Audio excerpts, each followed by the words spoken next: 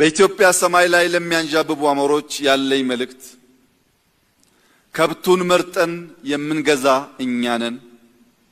የቅርጫውን ባለቤት የምንወስን እኛ ነን። የተረፈንን የማንፈልገውን ካልሆነ በቀር የትኛውም አሞራ በጉልበት ከየትኛውም ቅርጫ መደብ ላይ አንዲት ኪሎ ስጋ መውሰድ እንደማይችል ላረጋግጥላቸው እፈልጋለሁ። ስንፈልግ ስንወድ ለማጋራት ዝግጁ ነን።